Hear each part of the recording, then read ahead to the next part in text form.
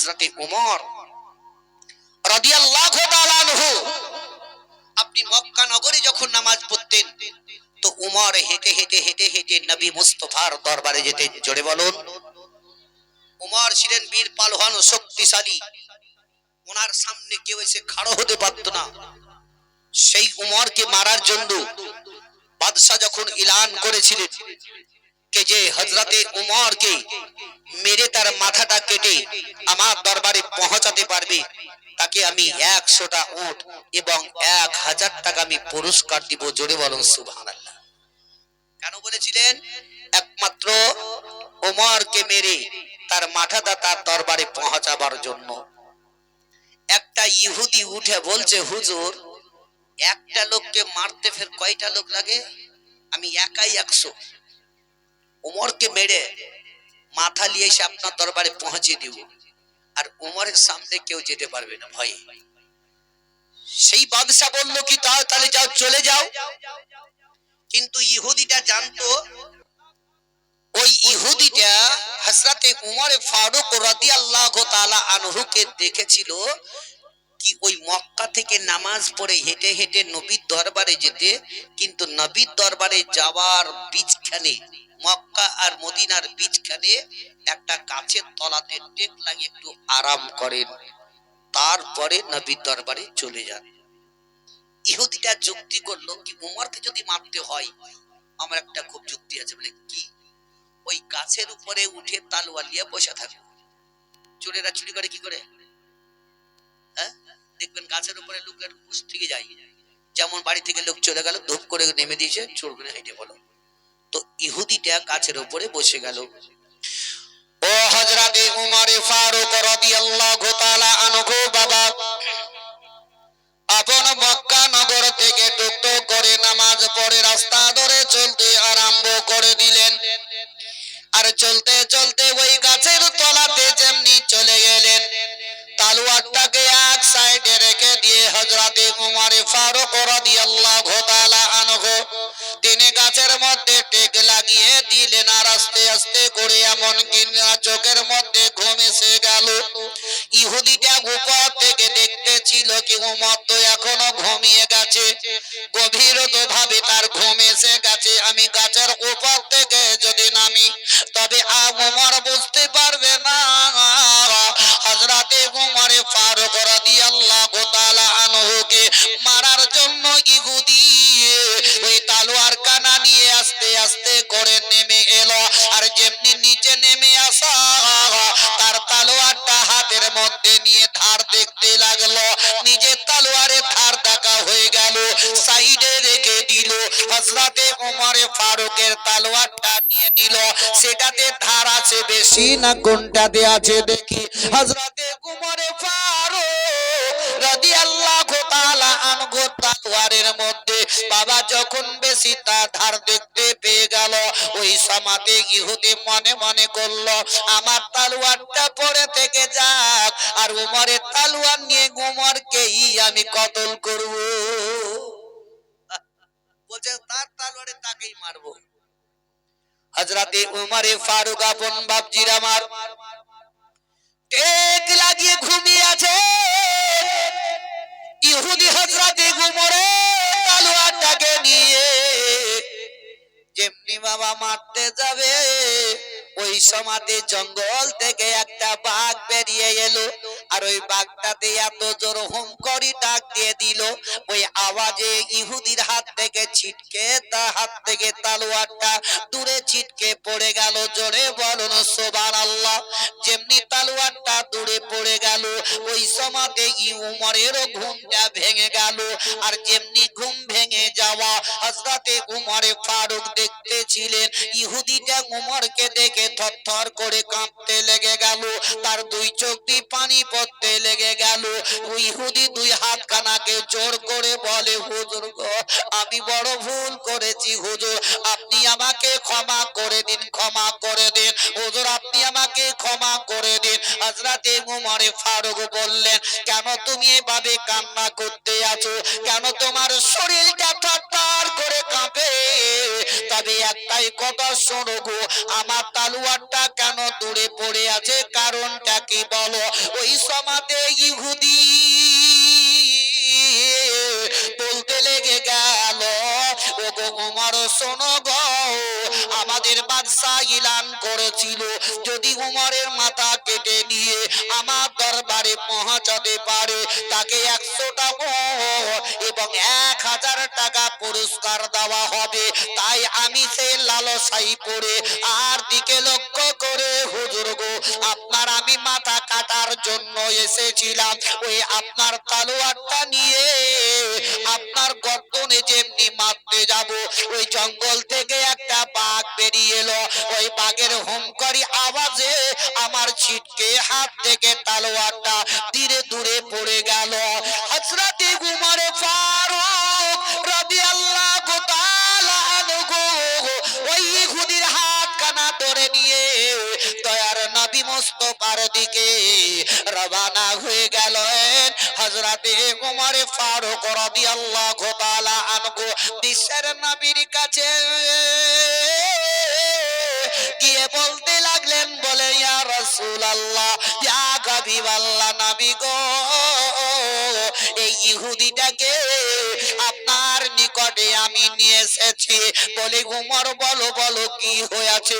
বলে, হুজুর গো, ইয়া রাসূলুল্লাহ, আমাকে মারার জন্য ইহুদি এসেছিল, আমার গর্দনে যখন তলোয়ারে মারতে যায় তখনই জঙ্গল থেকে একটা বাঘ বেরিয়েছে, এত জোর হুঙ্কারি ডাক দিয়েছিল, ওই ডাকের আওয়াজে তার হাত থেকে ছিটকে দূরে তলোয়ারটা পড়ে গেছে।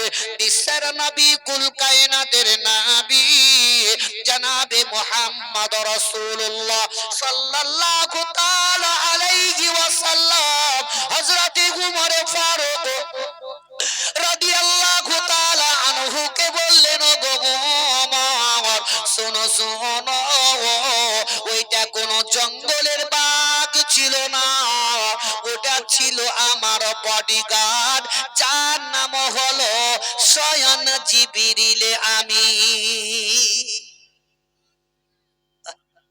ওগো উমর, ওটা ছিল আমার বডিগার্ড, বাঘ রূপে সে তোমার রক্ষাটা করেছে, জোরে বলো। ও বাবা জীবনের আমার, ভাইরা, মা বোনের আমার, বিশ্বের নবীর বয়োজ্যেষ্ঠ সাহাবী যার নাম হচ্ছে হযরতে আবু বকর সিদ্দিক রাদিয়াল্লাহু তাআলা আনহু, বাবা তিনার বেটি মা আয়েশা সিদ্দিকার বাড়িতে গেলেন। জোরে একবার বলুন সুবহানাল্লাহ।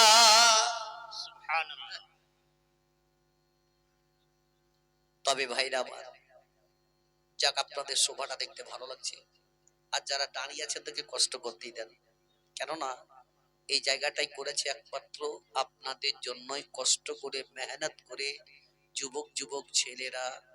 এটা কি বয়স বাড়ি, তাই না? তাই তো, বয়স বাড়িটা কি বাড়ি? বয়স কাজীপাড়া নাকি? হ্যাঁ, তাহলে এরা যে এত মেহনত করেছে, সুন্দর করে প্যান্ডেল করেছে, কেন বলুন তো? একমাত্র আপনাদের বসার জন্য। তাই সারে বলে, এসেছি মোরা আজকে সবাই, এসেছি মোরা আজকে সবাই, পবিত্র মেহফিল জলসাতে, এ লাগছে কত মাজারে, এসেছি মোরা আজকে সবাই, পবিত্র মেহফিল জলসাতে, লাগছে কত মাজারে। দেখো আজকে বস গাজী পাড়ার যুবকরা সব ওই আসিয়া কি মেহফিল করিয়াছে, ও গো সুন্দর করে সাজায়া, ও গো সুন্দর করে সাজায়া, আবার চারিদিকে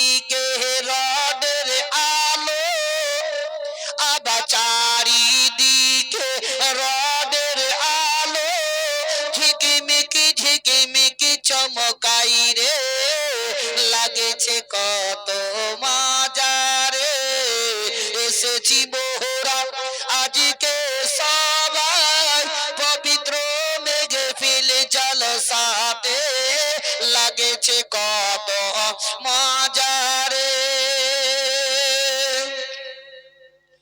দূরবীন থেকে আশিকরা সব ওই আসিয়া দুঃখ কষ্ট সহ্য করে ও গোয়াছে সব বসিয়া ও গোয়াছে সব বসিয়া আবার রাস্তার ধারে দাঁড়িয়ে রয়েছে আবার রাস্তার ধারে দাঁড়িয়ে রয়েছে হাজারে হাজারে আশিকি রে লাগেছে কত মজারে আল্লাহুম্মা তাহলে বলো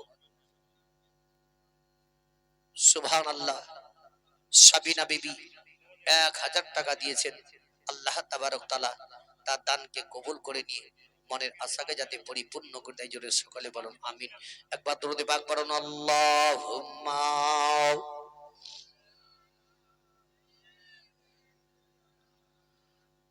মাওলানা মুহাম্মদ ওয়া আলা আলিহি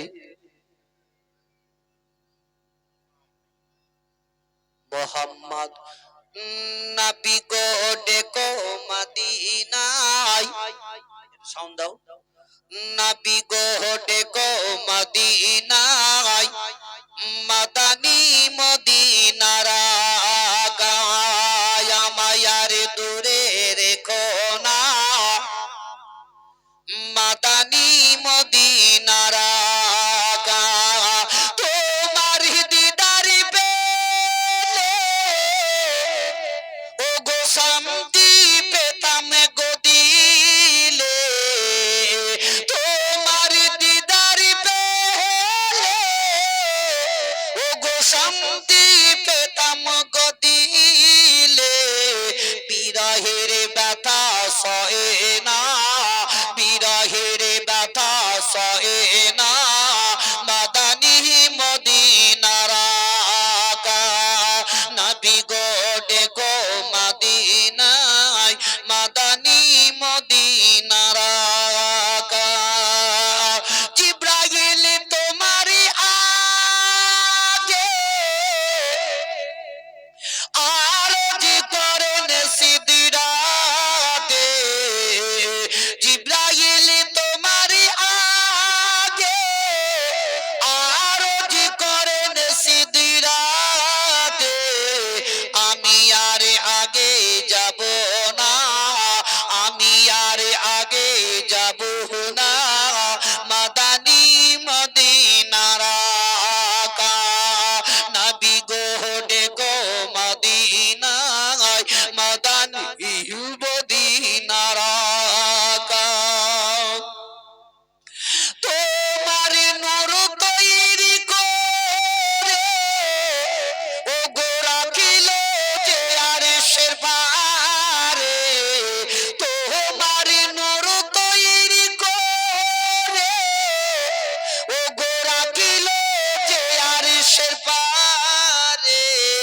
কোলেতে পেল আমিনা কোলেতে পেল আমিনা মাদানী মদিনার গায় নবী গো ডেকো মদিনায় মাদানী মদিনার গায় রয়েছি নদীর মাঝে মেঘের কি আওয়াজ বাজে বাঁচাও গো আমায়